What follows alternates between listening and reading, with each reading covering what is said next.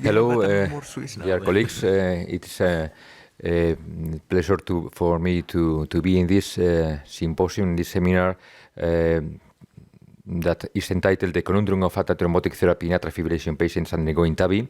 It is sponsored by Daiichi Sankyo, so thank you very much, Daiichi Sankyo, for sponsoring it. It's an honor for me to be here with my colleagues and friends, Nicolas Mieghem and Marco Balgimigli, that are very expert, very well known for all of us. Dr. Kataharo is not being here because of the problems for traveling now, but it will be with us online. And my name is Raúl Moreno, and these are my conflicts of interest. And the structure will be this. There are three presentations about the atrial fibrillation, TAVI, and Japanese patients with atrial fibrillation. And the objectives of this symposium are one, to discuss the patient characteristics of atrial fibrillation patients that are undergoing TAVI. Second, to discuss the priority of stroke prevention in patients post-TAVI that have atrial fibrillation. And third, to discuss the current understanding in Japanese and Asian patients. Now, Nicolas is... So I will be assisting you, Raúl, in this session, and it is also to encourage you, the audience, if there are any questions related to the topics that were presented, feel free to go to the microphone, ask the questions, and interact with us as panelists. Obviously, we have a real antithrombotic expert with... Marco next to me, and we'll be happy to answer your questions. So with that, I think we can kick off the first talk, Raúl. Thank you.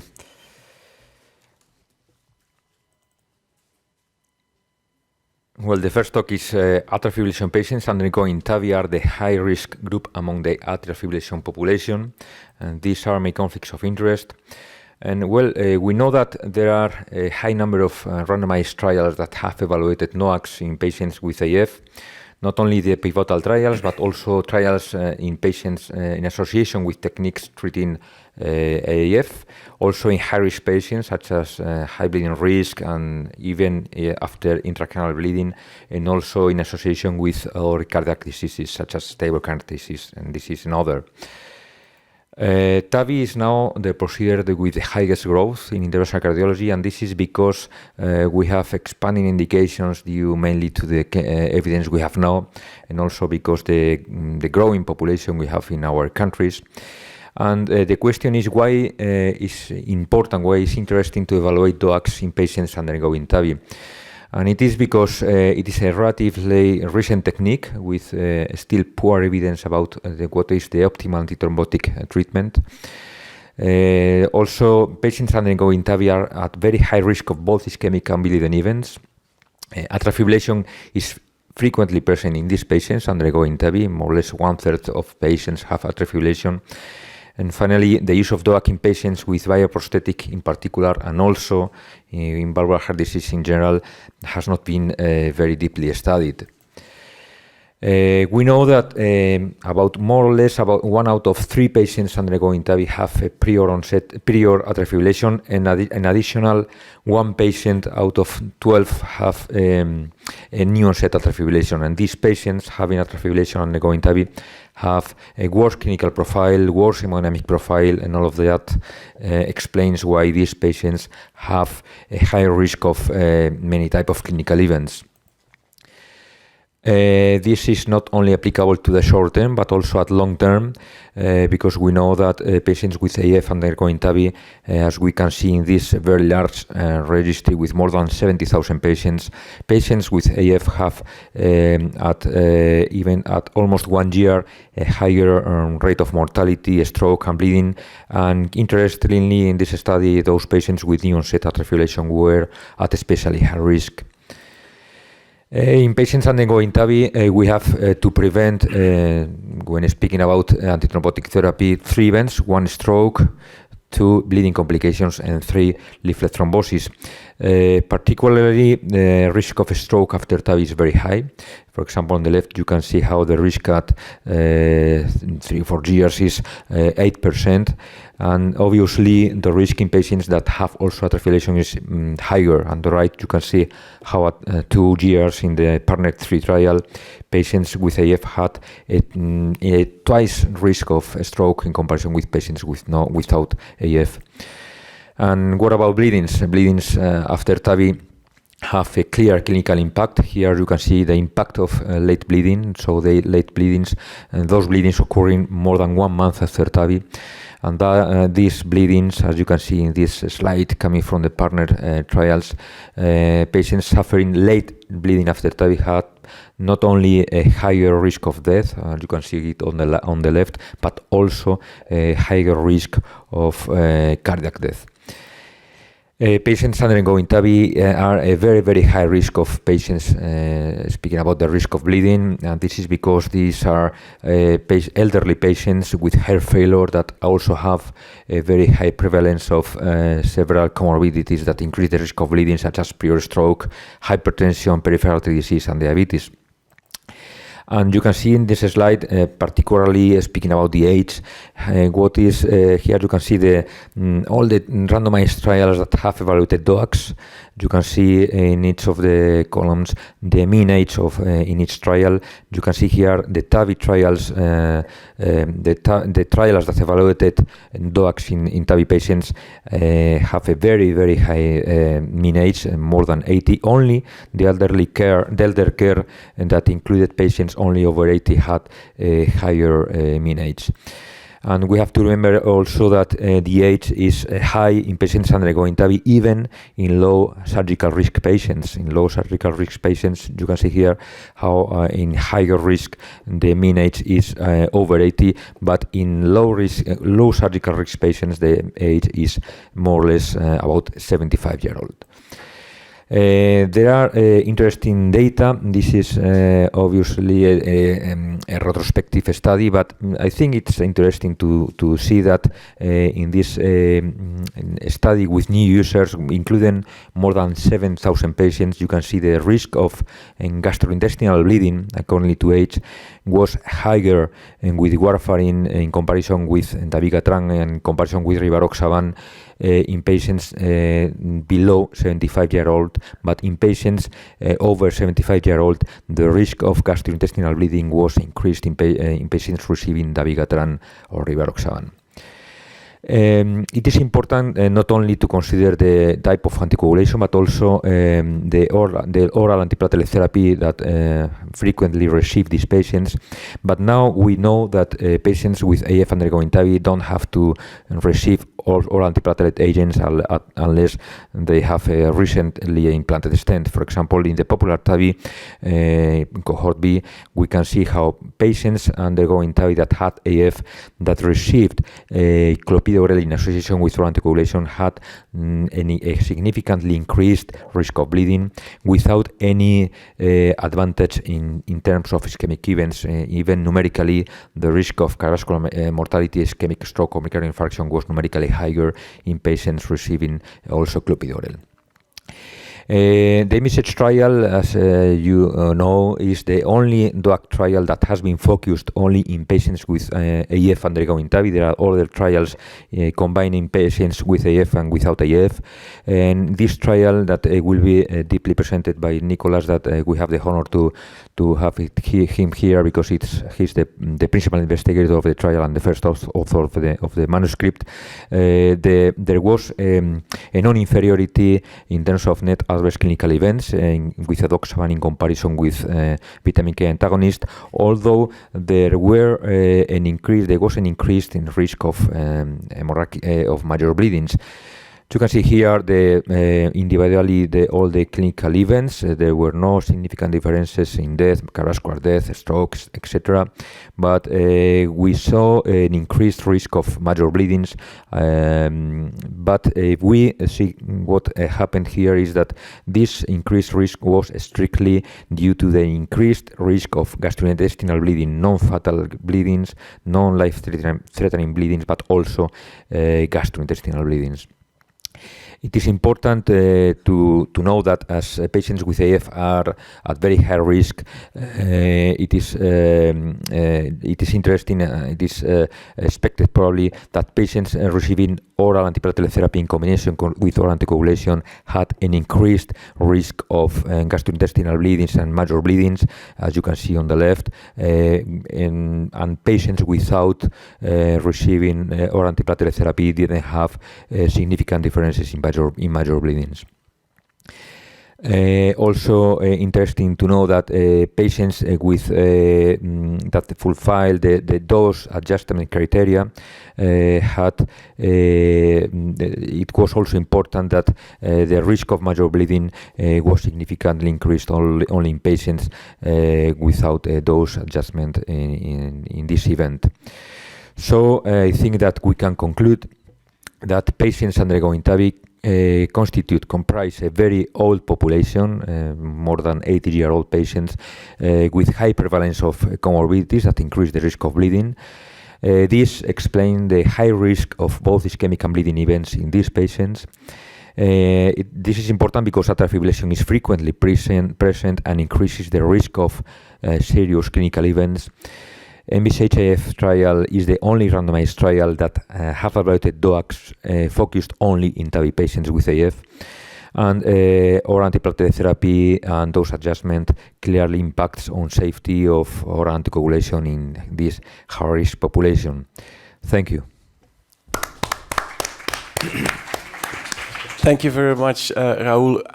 We do have Kentaro Hayashida online, and I don't know if we can see him or hear him. Kentaro is a dear friend, and unfortunately he could not be with us given the COVID restrictions. So Kentaro, good to see you. We see you now live on screen. So after hearing this talk by Raul, is this a similar situation, a similar context in Japan that patients undergoing TAVI truly are at high risk for bleeding? Is that something that you can recognize? Yep.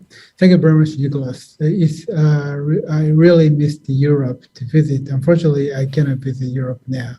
And the situation of the high bleeding risk cohort in TAVI is quite same as what is presented now.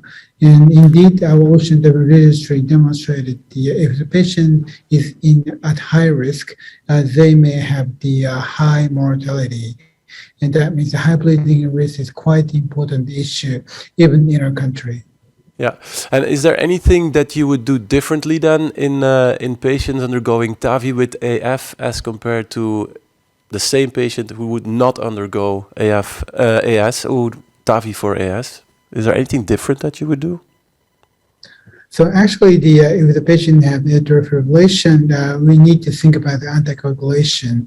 And based on the data from the popular TAVI trial, now we only administer the anticoagulation. And from Japan, there is a publication about dose adjustment with the 50 milligram of edoxaban. And nowadays, in case of the very high bleeding risk, we only administer a 15 milligram of the edoxaban to decrease the bleeding risk. Okay, so you already reduced the dose of edoxaban to 15 milligrams. Okay, that's definitely not a practice in our centers here in Europe. Marco, what would be the reason why AS patients are at a particular risk for bleeding? Is it because of their age and only that, or is something else happening in these patients? I think it's a combination of multiple factors. Age and comorbidities, of course, do explain the high bleeding risk per se, and aortic stenosis per se can, of course, induce what is called acquired von Willebrand fracture, which may or may not be relieved after TAVI intervention, depending on the results. Mainly depending on whether there is a residual gradient stenosis, which is very rare, but more frequently because of some paravalvular leak. There has been studies showing that there is at least mild to moderate paravalvular leak. This acquired condition does not go away, and that, of course, will expose even more patients to GI bleeding. That has been shown very clearly. But the TAVI population is for sure an HBR population, given the baseline features, and also looking into the fact that traditional bleeding risk scores do not simply work in that patient population because they are simply all high risk. The precise DPT score which we developed is flat, is not really predictive. I've seen a couple of papers looking at the ARC HBR That does not seem also to predict bleeding risk, which brings me to the point that we need to develop dedicated bleeding risk score algorithm for this patient population that have to be calibrated completely in a different way, because we are speaking about a unique patient population. Do you have insights on these late bleedings after TAVI, and are they different from late bleedings after PCI? And I'm alluding to, for instance, the GI issues with the Hayashida syndrome in aortic stenosis. Do you think that is a legitimate explanation, or is the situation more or less the same after TAVI and after a PCI? I think in TAVI we see the same findings that we see in a post-PCI population, but magnified by a factor of 2 or 3. At the end of the day, if you look at the out-of-hospital bleeding in post-PCI patients, GI bleeding are accounting for 80% of those, at least those which are more severe. So I don't think there is nothing special, it's simply magnified because of the patient profile per se. Yeah, and Raoul, any more comments on this 15 milligram dosing of edoxaban? Is that something that you would also consider, or is this something that needs to be studied in more detail, or would you follow Kentaro in that practice?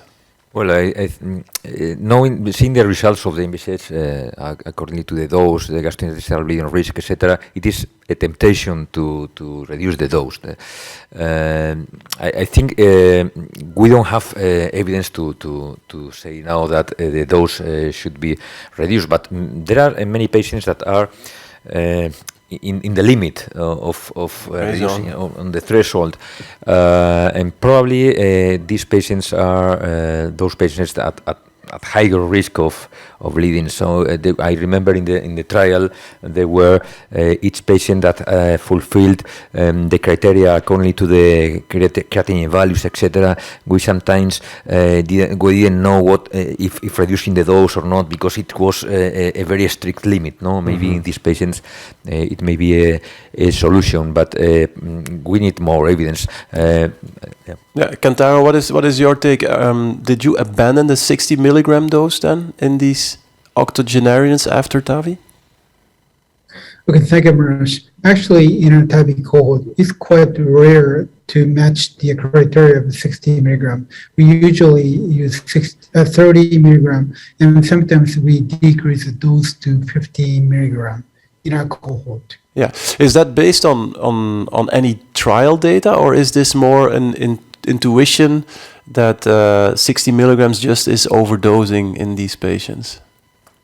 So actually, we have the guidance by the industry that how to decrease the dose of the edoxaban, and if the patient has the very low body weight and etc. and high age, the industry recommends us to decrease the dose of the edoxaban based on our guideline, and maybe there is no data. But originally, industry recommended us to decrease the dose. Okay, thank you, Kentaro. I think we have to move to the next presentation.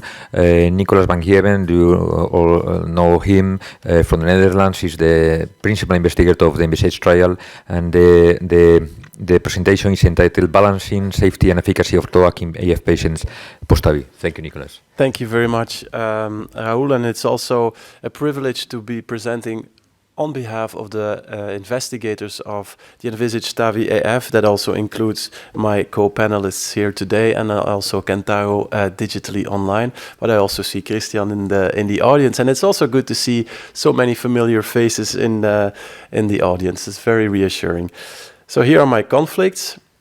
So I will piggyback a bit on the presentation of Raoul, but I want to add a little bit more perspective on what is a 5-year clinical event rate in patients with atrial fibrillation. And we're not talking about aortic stenosis in this particular slide, but just look what age does and atrial fibrillation in these elderly patients. If you look at the mortality at 5 years, in patients between 75 and 80 years old, it's 40%. That is quite dramatic. If you look at the age of 85 years old, it's 67%. So this, outside of the context of aortic stenosis, these patients really have a high risk to die within 5 years, but also the risk for heart failure is quite significant. And then you see almost an equal split of thromboembolic/stroke events and bleeding, that circles around 6 to 8%. So quite significant numbers, definitely driven by age. So we are all familiar with the Hasblad score, and Hasblad gives us an impression of the bleeding risk, but obviously also identifies the patients with a high thromboembolic risk. And this is a study of almost 1,000 patients, 50% females. The median age was 76 years old, and 57% of the patients were above 75 years old. So I think an age population that would typically be a target for TAVI if they would have aortic stenosis. And look what happens if the Hasblad score goes up. As expected, the bleeding risk goes up, but also thrombotic events are gradually increasing. And with a Hasblad score of 5 or more, the thrombotic events are more than 8%, so quite significant, and it definitely illustrates that it is important to balance the risk of bleeding with the balance of a thromboembolic event. So what do the guidelines say about the use of oral anticoagulant drugs in patients after aortic valve replacement? Well, they're not so consistent, and definitely not based on many randomized controlled trials. But first of all, they say that, well, you can use a NOAC, but not within 3 months after the valve replacement, because that just hasn't been studied. And at the same time, the European guidelines, they say, well, you know, for stroke prevention in patients who have aortic stenosis but no treatment, NOAC is a very good option. But again, if you treat it within the first 3 months, there is no data to prefer a NOAC over a vitamin K antagonist. So quite an important recommendation, I believe, but they also acknowledge that a lot of the recommendations are based on registry data. And this is where I think randomized controlled trials that are ongoing or have recently been completed play an important role. Raoul already mentioned this popular TAVI cohort B study. Patients who are on who required oral anticoagulant drug therapy, it's clear that the addition of antiplatelet drugs is basically a no-go. Why? Well, it will increase all kinds of events. It will also increase mortality. So you should not be adding those antiplatelet drugs. And since then, I think the community has embraced that policy. But before popular TAVI, it was common practice to add antiplatelet drugs, being aspirin or clopidogrel, on top of oral anticoagulant drugs after a TAVI procedure if a patient had, for instance, atrial fibrillation. And we have to realize that that was the context in which also ENVISAGE-TAVI AF was enrolling its patients. This is a large randomized controlled study that evaluated patients who required oral anticoagulant drugs for atrial fibrillation, specifically for that indication, after a successful transcatheter aortic valve implant. Patients were were elderly, so the mean age was more than 82 years old.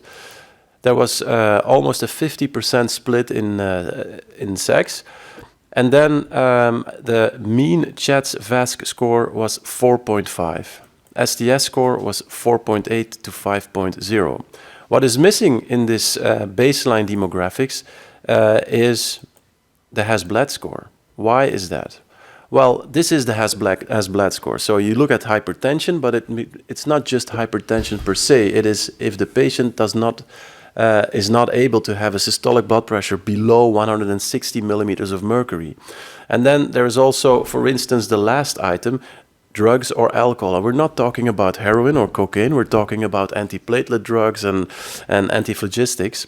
Well, that data was not collected in a very consistent way. So we did not have specific data on hypertension being above 160 millimeters of mercury, and we did not have a good follow-up of all the kind of medical therapy that could be seen as a variable to be considered in the Hasblad score. So that is why Hasblad was not featuring in this list of baseline demographics. That said, if we look at the primary endpoints, the primary efficacy endpoint, there was no difference between the use of edoxaban or vitamin K antagonists. in these patients, but we did see a clear, more major bleeding. So there was a safety signal in favor of vitamin K antagonists. And that is a little bit counterintuitive, because we know from the landmark randomized controlled trials on the use of NOAC in patients with atrial fibrillation that these NOACs are in principle better in terms of bleeding, so you would expect lower bleeding as compared to vitamin K, and at least as good as an effect in terms of the reduction of thromboembolic events. So why would that be different? We'll get to that later, but it is important to realize what kind of bleedings we are talking about.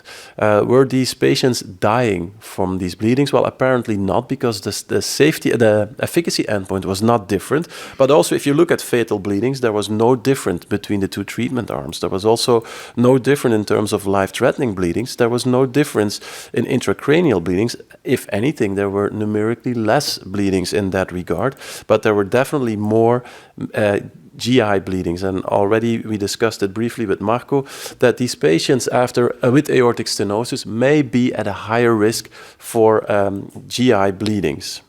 So why are our findings in the context of aortic stenosis different from the landmark AF trials evaluating NOACs versus vitamin K? Well, those trials had younger patients, and significantly younger patients. Patients were more than 10 years younger on average than the ENVISAGE-TAVI AF patient population. Also, the heart failure was not as prevalent as in the ENVISAGE-TAVI AF, and there were in those trials, by definition, a limited number of patients who had a prior surgical aortic valve replacement. And I think we really have to acknowledge that aortic stenosis comes with these acquired von Willebrand's disease and the Hayashida syndrome. We briefly touched upon that. This is an entity, and it's not necessarily solved after a valve implant, particularly in the patients who have residual paravalvular leak or in the patients who have residual gradients across the aortic valve. Then it is expected that this issue of AV malformations and acquired von Willebrand's disease will persist. So there is this issue of concomitant antiplatelets, and we already know that, okay, today we should not be adding antiplatelets on top of oral anticoagulant drugs, but in that time of enrollment of patients, there was still a recommendation in a lot of countries to do that. That resulted in about 50% of the patients who at baseline were taking an antiplatelet drug on top of the oral anticoagulant drug. But as a matter of fact, if we further look down into the study, then 60% of the patients were at one point in the study combining antiplatelet drugs with oral anticoagulant drugs. Obviously, that is not favoring the patients in the NOAC group. And then the question arises, and I think Kentaro raised a very interesting perspective. Is the 60 milligrams of edoxaban too high in the octogenarians that we treated in the ENVISAGE-TAVI AF trial?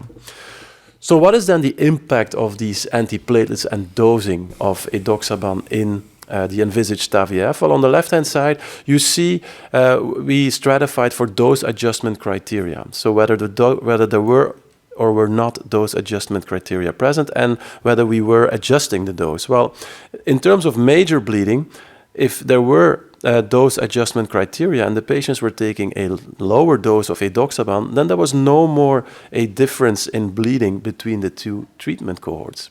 Only in the context of maximum dose of edoxaban, there was a difference in favor of vitamin K in terms of more bleedings. And if we look at GI bleedings, we saw the exact same thing. Looking at antiplatelet drugs, if patients were or were not combining antiplatelets with their oral anticoagulants, again, we saw more bleedings if they were taking concomitant antiplatelet drugs. If they were not taking the oral antiplatelet drugs, there was no longer a difference between the two treatment groups. So I think this is really a clear insight and an important finding from the ENVISAGE-TAVI AF. And we could have thought about this up front, and as a matter of fact, obviously we did, but we knew from ENGAGE-AF TIMI48 that dose matters.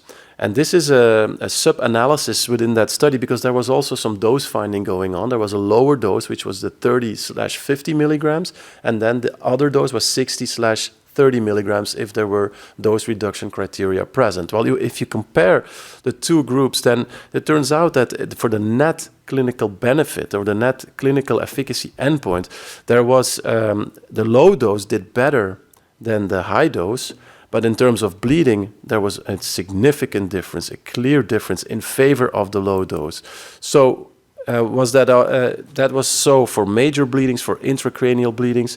It really was consistent, but what you also saw, there were more thromboembolic events in the low dose, and that probably explained the labeling and is the reason why we are prescribing the higher dose in our patients in everyday practice, because there seemed to be a penalty for the lower dose. But again, that was in patients with a mean age of 72 years old. We are talking now about octogenarians, so that is a different set of patients. So I do believe that we should acknowledge the current ESC recommendations for antithrombotic therapy after TAVI, and if we then focus on patients with an indication for oral anticoagulants, then basically if the patient did not have a PCI, it is a monotherapy of oral anticoagulant drugs.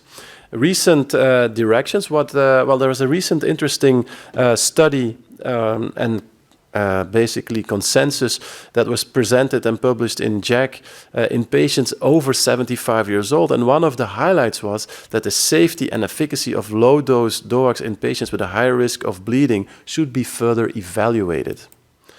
There are several management principles that also were presented, and I will not dive into that because of the time restrictions, but I think I can conclude that the NOACs are a very good alternative to vitamin K antagonists in patients with atrial fibrillation after a TAVI, but you have to respect the dose adjustment criteria, and also you should not combine it with oral antiplatelet drugs.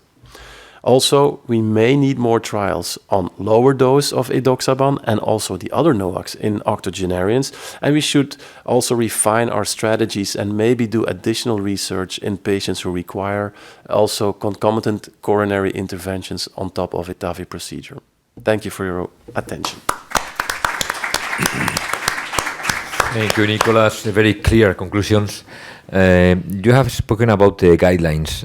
Do you think now what are going to say the guidelines about oral anticoagulation the 3 months after TAVI? What should the guidelines change?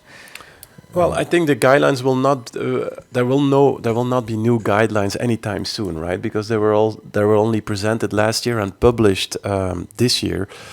So I think for the next 2 years we will be continuing with the current guidelines. That said, I think the guidelines will be refined. They will not be dramatically changed. I don't see the guidelines now say there's a class 1A level of evidence A for a NOAC in after TAVI.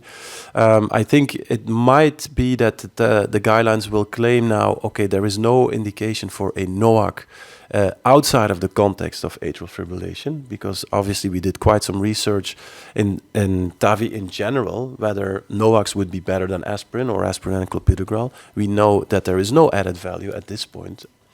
But at the same time, maybe the guidelines may offer an additional suggestion, and that is what we basically one of the conclusions of the ENVISAGE-TAVI AF, and that is that you really have to be very cautious about dose reduction criteria, and you have to keep monitoring your patients, because obviously as patients get older, their kidney function may deteriorate. So they may at one point get or obtain a reason to reduce their the dose.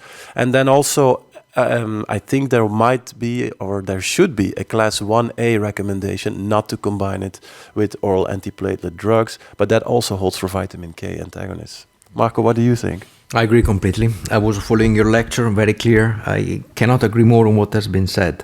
The European guidelines were wise enough to be generic. They were speaking about OAC without qualifying what type of OAC, if anything, because they did not know the result of the study, which was presented at the same time the guidelines were presented. I think that statement will remain as such.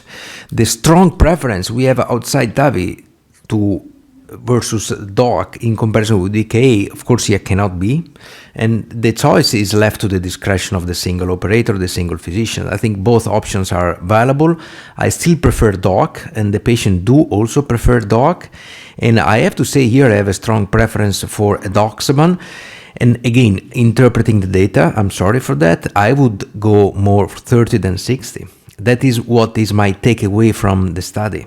It's very clear not only for edoxaban that 60 probably in a very elderly population is slightly overdosed. That is a class issue. And Raul, you showed very nicely the data.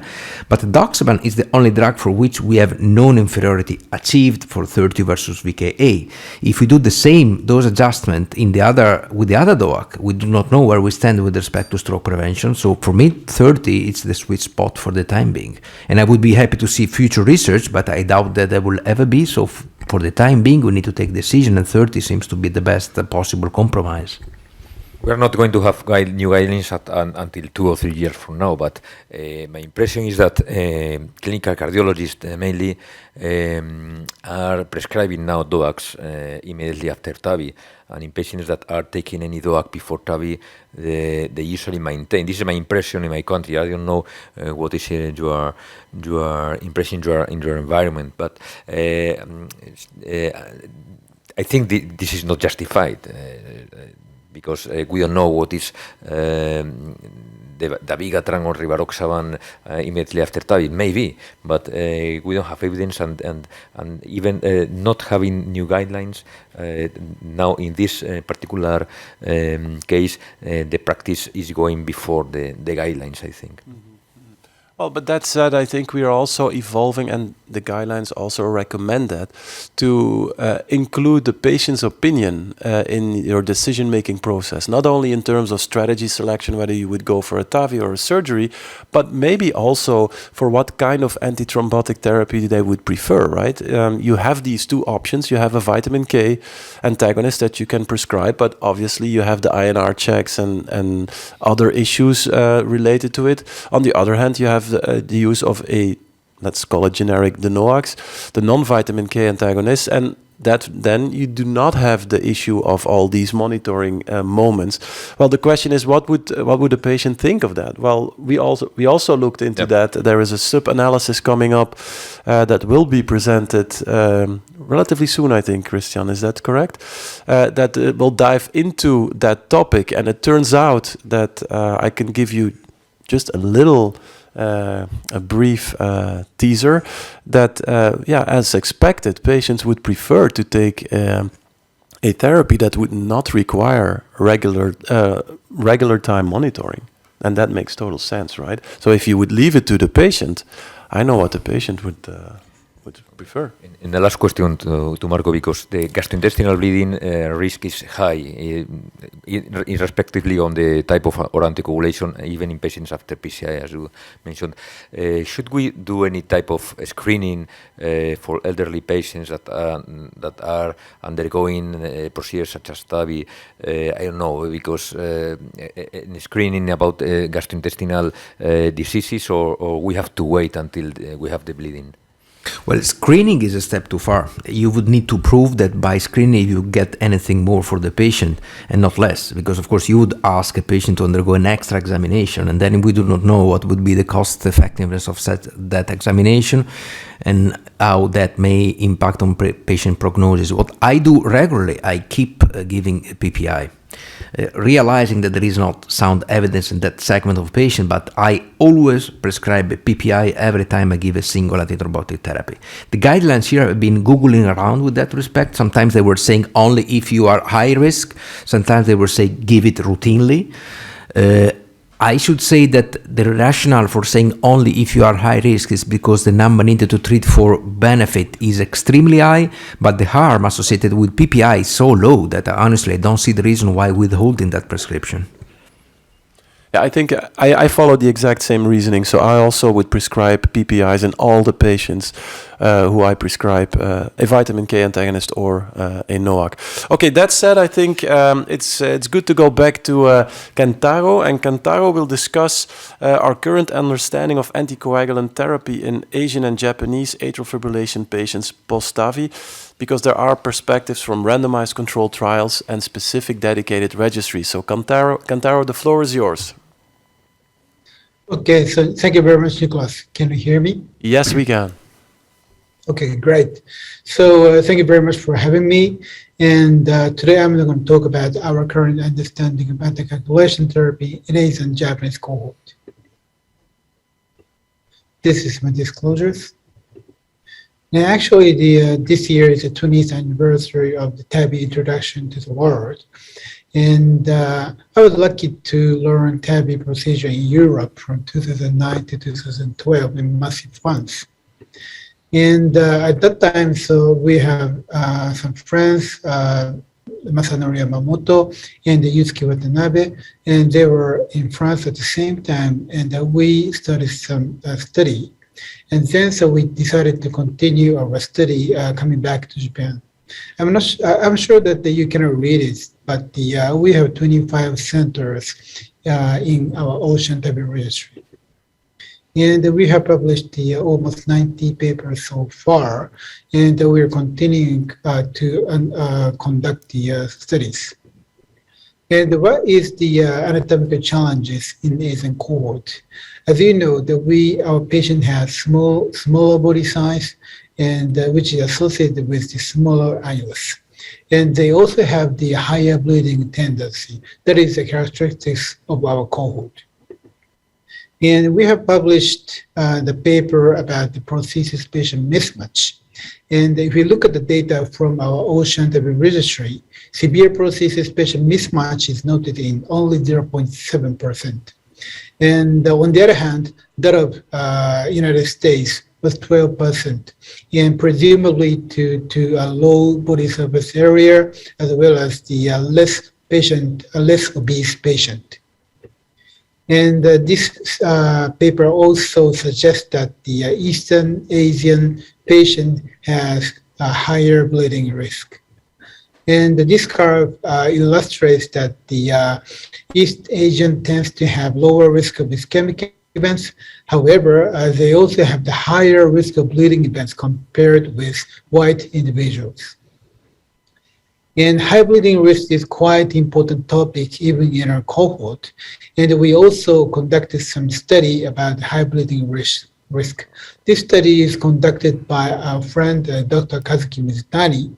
And we classified our cohort into 3 groups according to the high bleeding risk score.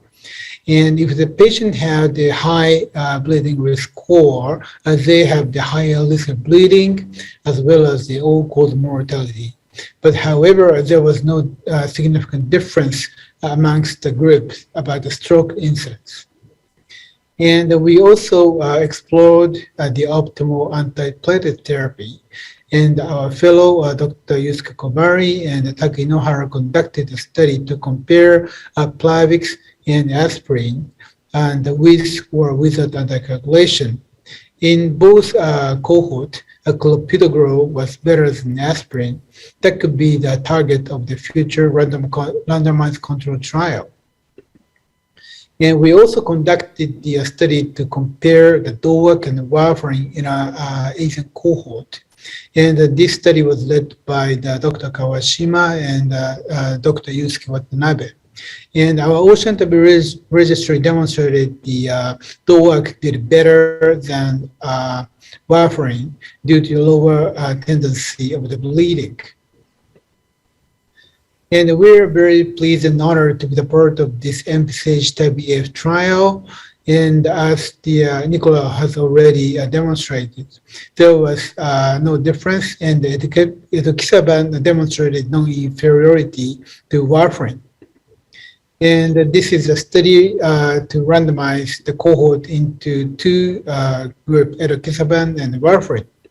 And we also enrolled 159 Japanese patients in this study, and they are randomized to 2 cohorts, 82 patients edoxaban group, 77 patients in warfarin group. And this is the result. And in Japanese cohort, the patient tends to have the higher age and lower body mass index and the lower body weight. And that means that our patient is very small. and renal function was reduced compared with that of global. And indication for dose adjustment is noted in most of the patient, and that is totally different from what we have observed in the global data. And this is the data, and there was no significant difference in terms of net adverse clinical events, and there was no significant difference in terms of major bleeding. And this is the Japanese subgroup cohort and comparing the global population. And we have a lower tendency of the net adverse clinical event compared with that of global data. And the bleeding incidence was also similar compared with that of global data. And this is the net adverse clinical event as well as the major bleeding. And this is a study from our country that the low dose edoxaban with 15 milligram dose could prevent ischemic event. It didn't increase the major bleeding incidence that much. That means the even 15 milligram dose adjustment could work in our Japanese cohort. And now, so we're trying to decrease our dose of edoxaban in TAVI cohort. As I mentioned, we mainly use 30 milligram dose, and that is based on our clinical trial data initially conducted in Japan. In conclusion, ladies and gentlemen, if a population has higher bleeding risk that leads to worse clinical outcome after TAVI, in Japanese subgroup analysis, edoxaban TAVI AF, ENVISAGE-TAVI AF, differences in clinical outcome observed between edoxaban and warfarin treatments were minimal. These results suggest that edoxaban can be a viable therapeutic alternative to warfarin in Japanese patients with AF after TAVI procedure, and dose adjustment and possibly 15 milligram can be a key to further reduce bleeding event with edoxaban to achieve optimal result in Asian cohort. And now we're conducting PCR Tokyo Valves meeting. And next year, we're going to have the on-site meeting in Tokyo. So you're most welcome to visit Japan. Thank you very much for your attention.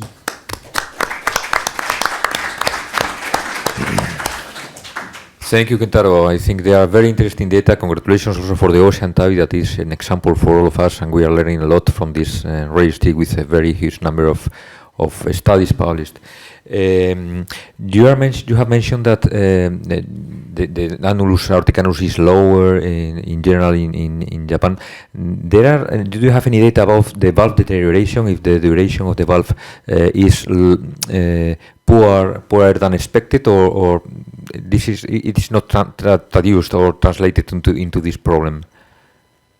Okay, thank you very much. That's a very good question. Actually, our Ocean TAVI registry is struggling to collect the data for the long-term outcome. Actually, the SAPIEN 3 is introduced in Japan in 2016. Now we're going to have the 6-7 years outcomes. So now we're collecting the data for the structural valve deterioration. And are you also then looking into differences between the different valve platforms in terms of bioprosthetic valve degeneration? Yes. Yes, exactly. And we are collecting the data for both SAPIEN 3 and Evolute and Cool valves. So now we are comparing the hemodynamics, and the Evolute or Cool valve has a superior hemodynamic performance over SAPIEN 3. And the interest is if that is associated with the structural valve deterioration, and it will be our future research topic. Yeah. Well, okay, this may be a little bit off topic, so let's take it back into our topic of today, the smaller valves. Marco, in your opinion, we know that leaflet thickening and reduced leaflet motion is a CT finding, and we're not sure whether it is associated with clinical events, but do you think that smaller valve sizes are prone to leaflet thickening and reduced leaflet motion? Is that real? Well, that I cannot answer. To be honest, I do not know. I know that we don't screen for leaflet thickening, but if you have a clinical suspicion, of course, we do screen, and if you see valve thrombosis, then you need to anticoagulate. At least that's what we are doing. So we do not know whether we should, of course, try to prevent that phenomenon, but if that phenomenon is present, I think it's very difficult not to react to that phenomenon by implementing anticoagulation, at least for a short amount of time. Because at least in very indirect manner, but there has been some observational data suggesting that that phenomena is indeed associated with higher risk of stroke or TIA. So you don't implement anticoagulation in patients without FA, but if you see valve thrombosis, I think would be difficult not to anticoagulate the patient.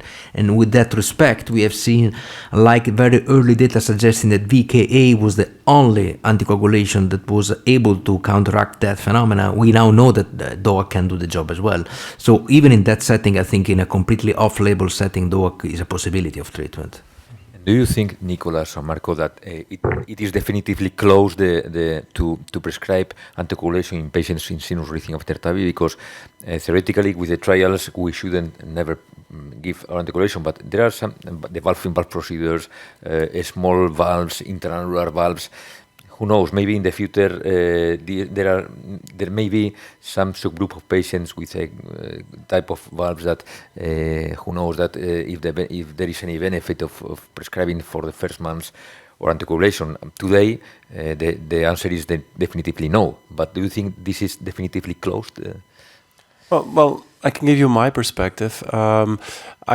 I think what we have learned from Galileo is that there is a penalty to pay if you systematically put your patients on a NOAC when there is no indication for formal indication for oral anticoagulation. That said, I also have 2 patients in my practice, and okay, this is anecdotal, but still, who had recurrent leaflet thickening with TIA. And that patient is on a vitamin K antagonist for life. Yeah. So what is your take on that? So regarding valve-in-valve, acknowledging the complete absence of data, we do give oral anticoagulation for a few months. That's what we do. I know there is no data, but I think from a pathophysiological standpoint, makes a huge amount of sense. Regarding your first question, which is a much broader one, would we go back at certain point to investigate oral anticoagulation in TAVI patients? If you look at the pathophysiological grounding of anticoagulation versus antiplatelet, there is no reason why we should give antiplatelet, even single antiplatelet. So I think the rationale for giving anticoagulation is very strong. The study that we ran was unfortunately caught in the trap as well of giving multiple antithrombotics at the same time and also giving perhaps the wrong regimen of antithrombotics. I think factor 11 inhibitors will provide a very big opportunity to retest that. They are supposed to be safer, and there is one phase 2 study showing that it's potentially safer. We need to understand whether there will be a trade-off for efficacy, because that will be also interesting to see. But if that hypothesis is confirmed, meaning you can anticoagulate the patient being associated with lower risk of bleeding, I think that will be a huge opportunity to tailor the dose to that elderly population and really go again for the anticoagulation hypothesis, which to me makes a huge amount of sense.